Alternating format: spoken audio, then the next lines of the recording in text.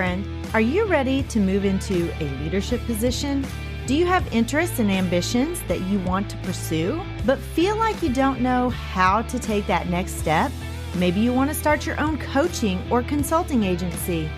I'm Mel, and I help educators define their career path through correct mindset, knowing your options, and getting prepared for your career transition. I will show you how to level up your leadership skills, share your expertise in a new way, create impact on a larger scale, and put your leadership in motion. As an educator for over 20 years, I started to feel underused and like I had more to give. I knew when the time had come for me to leave the classroom and affect change on a larger level.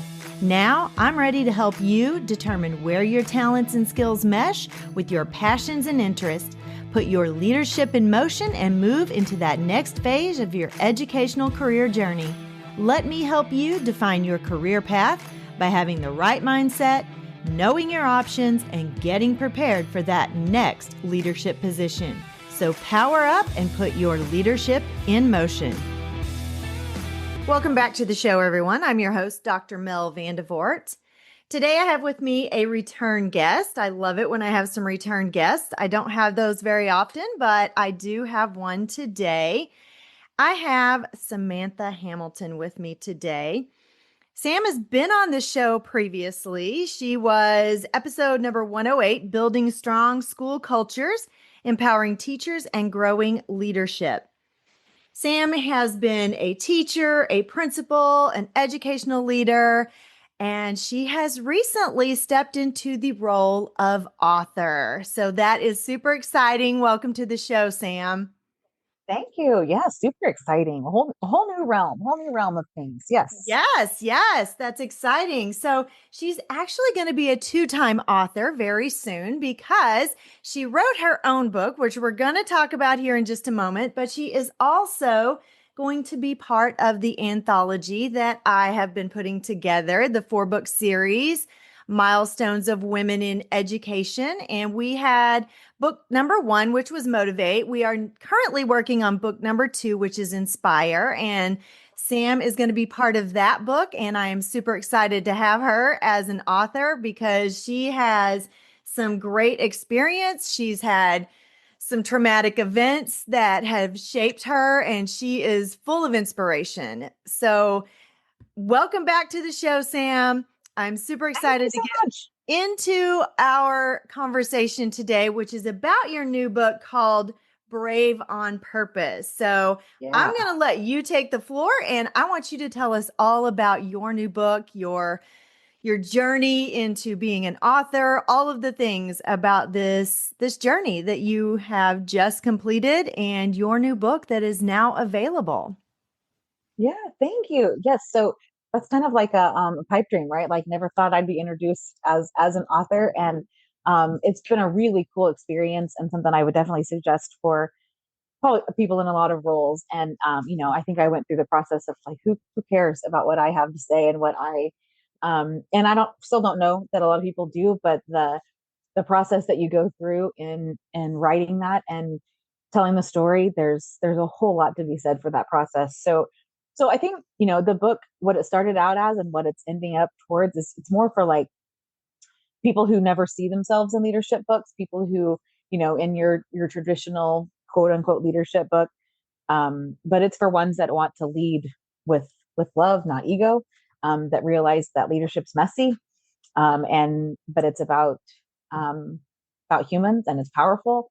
And Brave on Purpose is about showing up anyway in whatever role it is that you're in. I've heard from a lot of people that aren't educators that have enjoyed it too, and that was really kind of my goal, is really testing out to see if the leadership things that we use in education are transferable, and turns out they are. They are, definitely. But leading, when it's hard, even when you're healing, and being vulnerable about that, and just doing those things on purpose. And in the end, it's being brave on purpose, whether that means making tough decisions, making tough calls, or just being the human that people need. And I think humans and leadership is more human now than ever. So we need those tools for resilience and connection, not just strategy. Yeah. That's where it came from. Awesome. So I mean, that was some pretty good information, but being an author, like you said, we sometimes have an imposter syndrome a little bit. Oh yeah. Oh yeah. And I mean, even me stepping into the role of principal, I was super excited and I was prepared. But you step in there and you still have imposter syndrome, and you've been in education for years and you still have imposter syndrome. And Absolutely. when I moved into consultancy and when I wrote my first book, you have that imposter syndrome. But you get past it, like you said. Leadership is messy, and Yeah. it's great information for people. It's inspiration for people. So as you were working through, people they don't want to listen to me. I don't know if they even care what I have to say, that kind of thing. Right. What really was the catalyst that made you say, okay, I'm going to do it? I'm going to take that leap. I'm going to be an author. I think really, so it goes back to the day that in our the first chapter it talks about when our school got hit by the tornado. Um, that was the day that I learned what real leadership looked like. And it wasn't about the title, it wasn't about the office, but the kind of presence that changes the weather just in the room. So that moment is when I thought about people that kept saying, you should write about this, you should write about this experience. And heavens, I had no time to do that at that point, nor the desire, nor the brain capacity to pull that off. Exactly. But I've been Exactly. keeping a memoir, keeping notes, keeping stories, and just of like, oh man, I wish I would have known. I wish I would have understood. I wish blah, blah, blah, blah, blah, fill in the blank. And so that's where it just kind of became part memoir and part playbook, but all heart. And so I think that's when I finally had some brain space and some ability to, and enough people to tell me that they needed to hear the story and they needed to hear what I had to share with words, that I felt like maybe I could impact. And really, that's what it's about. Is education in general was about impacting little students as a teacher, and then impacting adults as a principal, and just widening that, hopefully leaving a little bit of a legacy of positivity. I think that's really where that comes from, because the world of education is hard and you don't feel that positivity very often. So if you can feel like, if I can leave one person feeling like they can do it, mission accomplished. So, Absolutely. Absolutely. And you said leadership is messy. mm, Um, Also, just going through life, navigating life. It's messy, but it's okay because life is messy. And something in that book is going to, like you said, inspire someone or help someone in I some hope. way. And that's Yeah. exactly what my goal was with the anthology, is to inspire someone to do bold things, take bold action. And it is scary to be bold sometimes. Yeah. It's scarier to be bold than it is to go with the flow. It's definitely, Yes. and I sometimes question that strength. Like, am I not strong enough to withstand this broken system, or this horrible human, or this, meeting, or, fill in the blank. But sometimes I think, and somebody told me that maybe more the big decisions, and making the decisions that are different and that are brave and that are not typical, really, really take more strength. And so I want people to have that strength and feel like they get to have that. They have the tools and the strategies to make those tough decisions, because you're exactly right. It's not popular to make the unpopular decisions. I think it's important. Yeah, absolutely. It definitely is. So tell us about the structure of your book. How is it broken down? What does Oh that yeah. look like? So part of it, I mean, the book is a lot of stories, which is how I connect when I read books, is I want to hear and hear the stories. So it's a lot of stories, but it's also each book or each chapter has a soundtrack that goes with it. So there's a soundtrack of your legacy, then there's a song that goes with each chapter, and a song that goes throughout the book, because that's music speaks to me. Hmm. And so I wanted to include that. There's also specific strategies to put into place, things that I talked about in the chapter before. So some really mirror moments, some spots for you to really look in the mirror and decide where you land. And sometimes you may be great, sometimes you want to rethink that, but either way, it gives you the opportunity to have that reflection. And then there's some action points. Here's a way to put this into action tomorrow. That's one of my things and reflections of PD is if I can't put it into place tomorrow, I'm probably not going to do it. Or if I can't Exactly. start it or give it a, if it's too deep for me in the world of school leadership, you don't have a lot of plan time, So if I could help you put it into place tomorrow, if it spoke to you. So that's really kind of what each chapter breaks down into those specific stories and those specific situations that hopefully others can connect to. Yeah. Yeah. So is it broken into sections then? There are sections. Yep, there are sections. Really, that was more for my brain space just to kind of make it make sense. But then, yeah, and each chapter has it. It kind of just is all about connection. Really, the whole book is about connection. But each section has different components, different pieces to kind of help grow new leaders and lead with that heart. So it's all about mindset, all about people, all about staying that course and growing other people. So your mindset, the people around you, and then the people that you don't know are coming. Wonderful. How many chapters do you have? It grew really fast. I think there's 17 chapters. Plus, there's a study group, a study guide. Good grief, I can't use words today. Study guide, and then an epilogue and a little bit about the author and situation. But I think it ended up 17 chapters. Yeah. Wow. So is the study guide embedded in the book or is it a separate book? It's embedded in the book. Yeah. Okay. Wonderful. Wonderful. Yeah. That's exciting. Yeah. What was your favorite part of the journey in writing this? Mm. I think that the metacognition, the part about just really digging deep into why that happened and why I did what I did, and if I would do it again. A lot of times the answer was no. But I think being vulnerable, there's so much growth in that. And so the growth that I came from a leader from the beginning of writing the process to the end of the process, I was proud of myself. And I don't know that at the beginning I could have said that same thing. Proud of writing for sure, but proud of man, the story. And it's not done, but I think being able to share my story in a way that moves other people. Mm-hmm. I mean, I can't read a lot of the chapters without getting teary, but when other people can't, I feel like that's success. And so, making it a connectable and making it in a way that impacts any person. But and then I think afterwards, the stories that I've been getting from people, that's what keeps me going and keeps me moving, and just the opportunities to continue moving forward. So, yeah. Wonderful. Validation, Wonderful. maybe validation is the word I'm looking Yes. Yes. And it's very edifying. And it kind of helps get rid of some of that imposter syndrome, even if you don't sell a ton of books. I wrote my first book for. and I didn't sell a ton of books, but I didn't care. The book was done. Right. And it wasn't about the sales, it was about using it to push people forward in being an entrepreneur. And so I use that in my course. My book is actually my course. So it was twofold for me. You have probably some great edification from finishing it.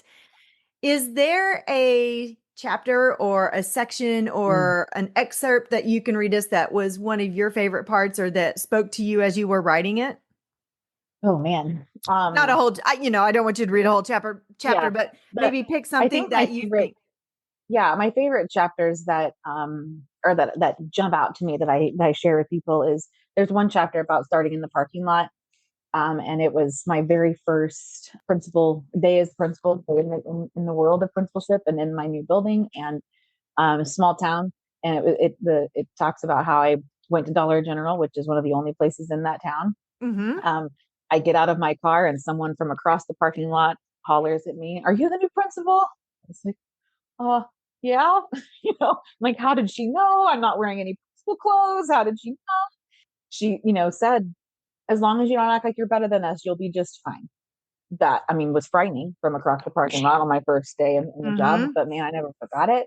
And so I wrote a whole chapter about starting in the parking lot and understanding the people around you and the people, what they need and whether it's the teachers, the students, the parents, the community, whatever it is, start on the outside and work your way in. So just about how connection and humility can change everything about a situation. And I think one other chapter I wrote about was breaking point to break through. There's a lot of times when you feel like you're going to break in leadership. A lot of Mm-hmm. times I did break. A lot of times Yes. I talk about how I'm in the janitor's closet crying and on my way to the next meeting because I screwed up, or I feel like I screwed up, or I'm not doing what I thought I should do. But how fast that can go from break to breakthrough when you do it with heart, leading through that trauma and grief and learning about what you're going through and learning about what you are as a person and as a leader. That got me from the breaking point to the breakthrough, but because I had to dig deep and understand more about what was happening to me. And then the soundtrack of my legacy, the soundtrack of your legacy is the chapter that the other one that I really like. But learning through some loss in our school and some loss in my life, building that life and legacy and leadership that outlives you. That's why we're in it. It's not about, because they replace you really fast. They replace you before you've hit resign. Hit the buttons, hit submit. Right. What impact you've left on the people, or the impact that you've left when you're physically not here. It's that I'm at the phase of life where that was motivating to me, and so that chapter meant a lot. Wonderful. And I was thinking, people who are not from Missouri may not understand the whole Dollar General thing, but people who are from Missouri understand that there's not really a town in Missouri that doesn't have a Dollar General. And that is the one store that always survives. Even when everything else is closed, there will be a Dollar General. And if you're in a town where Dollar General is the only store, it is not surprising that everyone knew that you were the principal. And they didn't have to know that you were the principal to know that you were the principal. They didn't have an I am the principal shirt on by any means. Exactly, but because you were the one person, that they didn't know who was pulling up that day. Yep. And so they knew that is our new principal. We know this because this is how small our town is, and word gets around and everybody knows everybody. Every single person in a small town. So, and I kept her on my good side through my whole 10 years there. I was really proud of myself. She's a powerful lady, but she saved me a lot with just those few words, for sure. Yeah, absolutely. Absolutely. Yeah. So is there anything else you would like to tell us about your book? I think the other thing that was interesting to me that maybe others didn't know, or it's not interesting, but just part of the process, is how much like the title changed and the goal of the book changed as I went through.